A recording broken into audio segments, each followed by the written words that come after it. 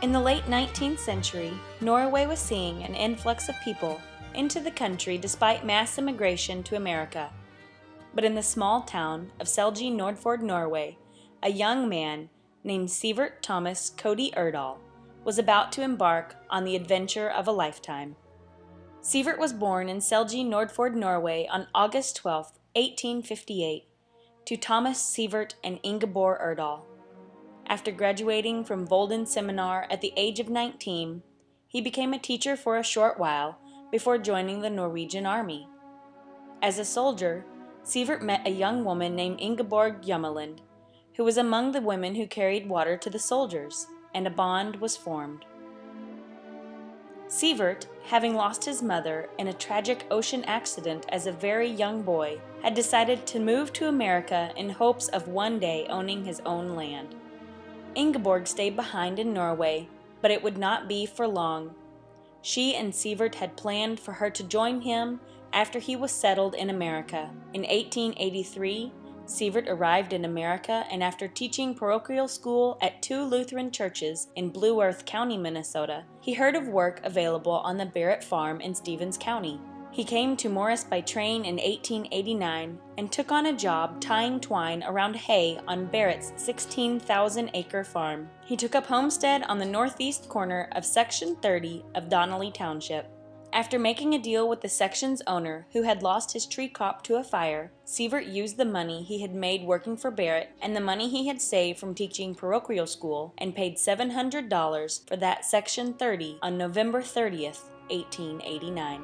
In 1888, Ingeborg and her family left Norway behind and immigrated to Canada. After a time, Ingeborg joined Sievert in Donnelly, and they were married October 29, 1890. Sievert and Ingeborg decided to get married, so they went to Morris, Minnesota, and they found a pastor at the parsonage. So they were married, and then they were going to go to the home. And so they walked from Morris to the farm for 15 miles. It took them 2 days. And so what did they do when they came to a creek?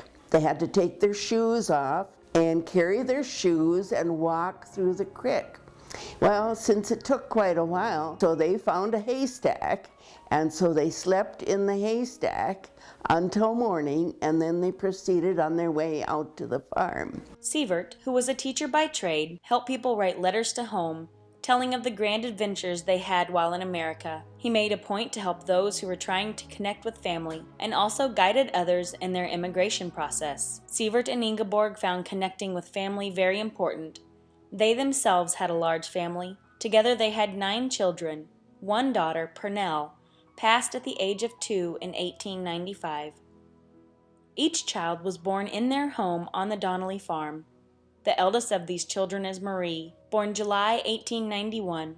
Marie attended rural school near Donnelly and teacher's training in Morris. She completed her 4-year degree at Morehead State and continued on to teach in Montana.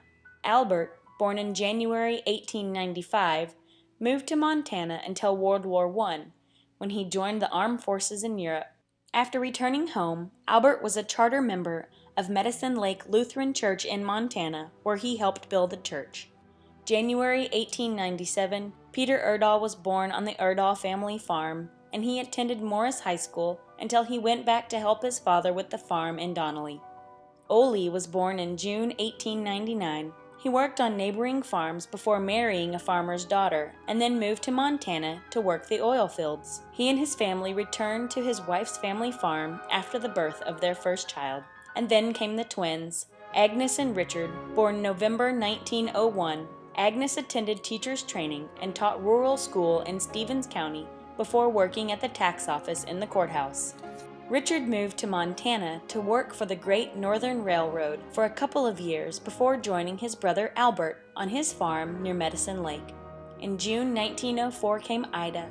Ida attended nursing training before moving to Minneapolis to work at a hospital. She traveled to Los Angeles to open a physical therapy office before returning to Minneapolis and eventually Morris. Last but not least came Esther, December 1908.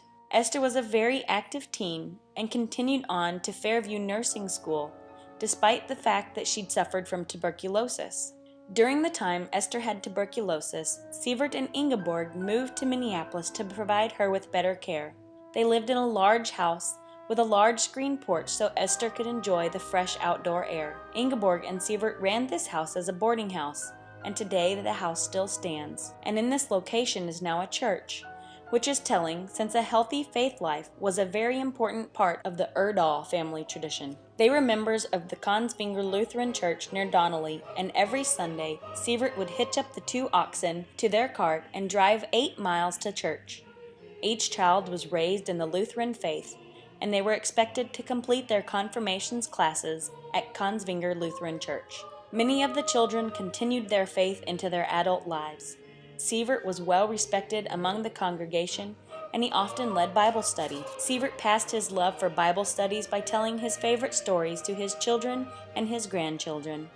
The Erdahls were among the many men and women who came to America and endured much hardship to achieve their dreams, even if their dreams were to only raise their family with good values and a strong faith life, all the while helping shape Stevens County. If it wasn't for them, I wouldn't be here. I'm so fortunate that I came from a family where I had 2 parents, and we had a church affiliation, and we had a wonderful school system. And I said, I really feel fortunate for things like this that have happened in my lifetime. Sievert passed away in 1937. He was buried at Kongsvinger Lutheran Church Cemetery, and Ingeborg followed shortly in 1938.